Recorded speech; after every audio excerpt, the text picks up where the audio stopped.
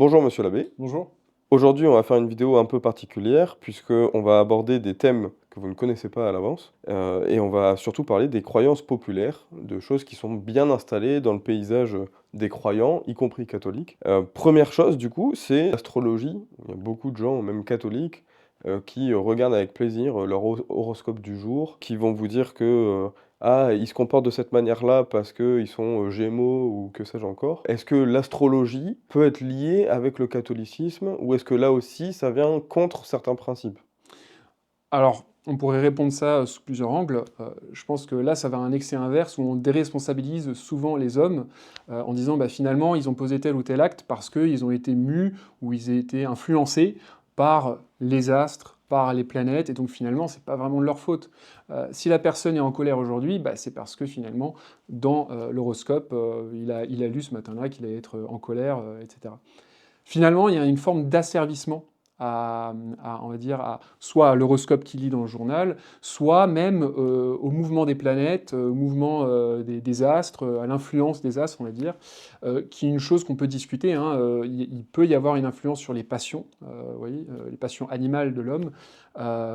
Et donc là, voilà, c'est un autre sujet. Par contre, les hommes sont des êtres rationnels, ils ont donc une intelligence et une volonté, et ils sont donc libres. Et cette liberté, on va dire, est bien au-dessus des passions et de toutes les influences qu'on pourrait avoir dans le monde et dans l'univers.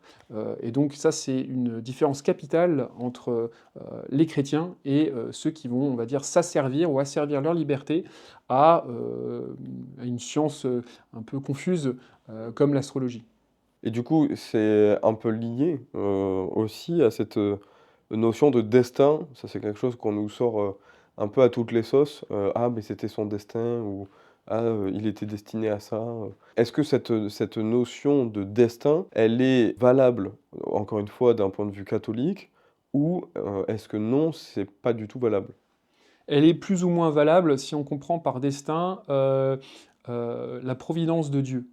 C'est que Dieu, depuis toute éternité, a voulu ou a permis que certaines choses arrivent et qu'elles arrivent comme elles arrivent. Ça, on ne peut pas contrôler. On sait après coup, du coup, que Dieu a permis que telle ou telle chose arrive. Vous voyez, j'ai un accident de voiture, ou j'ai l'arbre qui tombe dans mon jardin. Voilà. À partir de là, dès que c'est arrivé, on peut se dire, ok, dans la providence, dans le gouvernement du monde par Dieu, eh bien, il avait été prévu depuis toute éternité que telle chose arrive.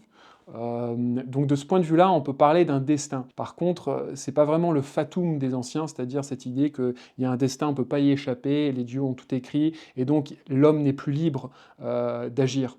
Donc là, du coup, on touche aussi à la question de la liberté de l'homme et la liberté de Dieu. Non, Dieu nous a donné la dignité d'être une cause libre à nous-mêmes aussi. On ne peut pas créer tout à partir de rien, on n'est pas Dieu, mais à partir des choses de ce monde, on peut faire des choses librement, on peut créer des choses, etc. Et donc, de ce point de vue-là, Dieu nous laisse quand même une grande marge de manœuvre, une grande liberté. Et donc, de ce point de vue-là, il n'y a pas de destin. Voilà. D'accord, et alors est-ce que du coup, pour encore une autre croyance populaire, qui peut être partagée par certains, c'est, ce qui concerne les âmes sœurs, dans le où, alors selon, les uns et les autres, on met plus ou moins telle ou telle chose derrière, mais où ce serait cette idée que, j'ai été conçu, en tout cas je dois vivre cette vie, et trouver, mon âme sœur qui serait là pour me compléter, sans laquelle je ne serais pas complet, du coup mon être ne serait pas, entier. Ça, est-ce que, d'un point de vue catholique, on peut être d'accord avec ou pas du tout? Bah, il y a un côté un peu ésotérique là-dedans où on se dit, bah, OK, il y a vraiment une âme sœur, donc quelqu'un créé pour moi, et tout le but de ma vie, c'est de chercher cette personne-là. Ce qui peut créer d'ailleurs des frustrations parce que dès qu'on rencontre une personne et que finalement, après 2 ou 3 ans, bah, ça marche pas, après le mariage, et ben, ça veut dire qu'on n'a pas trouvé l'âme sœur, etc. Donc en fait, on ne sera jamais satisfait. Donc souvent, c'est un idéal d'une personne qu'on a en tête, ou sinon, c'est cette fausse idée qu'il y a vraiment une personne créée pour nous, et donc du coup, il faut voilà, aller sur cette aventure. Voilà. Donc ça, je pense que c'est un peu faux. Après, d'un autre côté, dans la providence, j'en parlais avant, le bon Dieu a très bien pu, préparer, on va dire, une personne, qui allait être vraiment, idéale pour une autre.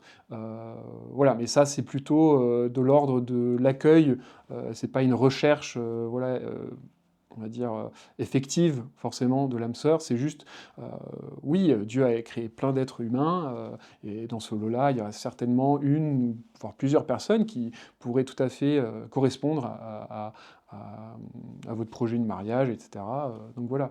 Donc de ce point de vue-là, oui, alors c'est pas forcément l'âme sœur, mais c'est la personne avec qui vous allez créer, des liens forts et fonder une famille, avoir un foyer, et cetera, et vous aider mutuellement pour aller au ciel. Voilà. Mais, OK. Mais du coup, parce que là, toutes ces thématiques-là, mine de rien, ça tourne beaucoup autour de, notre propre liberté, le libre arbitre que Dieu nous a laissé. Il y en a d'autres, qui un peu au quotidien, qui sont plutôt dans tout ce qui est ésotérisme, spiritualité, new age et cetera.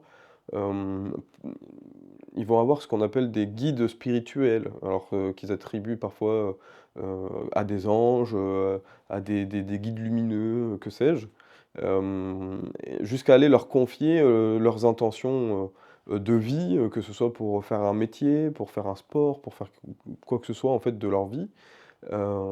Est-ce que ça, là aussi, d'un point de vue catholique, c'est quelque chose qui est normal et qui se vit tout à fait? Ou est-ce qu'au contraire, il faut être plutôt, très vigilant sur ce genre de choses? oui, évidemment, ça pose problème parce que, si on fait appel à des forces occultes, eh bien, on s'asservit là aussi, à ces forces occultes qu'on ne maîtrise pas, qu'on ne contrôle pas, et c'est un gros problème pour la foi. Heu, Dieu nous demande la confiance, nous interdit d'outrepasser, sa loi, les limites qu'il a posées, pour, connaître, des choses d'un point de vue, spirituel, mais aussi d'ailleurs naturel. Et donc il faut obéir à ça, il faut, toujours qu'on passe par des canaux, qui ont été approuvés par l'Église. Pourquoi? Parce que l'Église a été instituée par notre Seigneur Jésus-Christ, c'est elle qui a l'autorité pour enseigner, à tout ce qui touche à la foi, à tout ce qui touche au monde de l'invisible, et donc on ne peut pas jouer avec ça. Il faut aller, utiliser, privilégier les moyens que nous donne l'Église pour, connaître, voilà, les choses, de la vie, les choses sur notre salut, et cetera. Merci beaucoup, monsieur. Je vous en prie.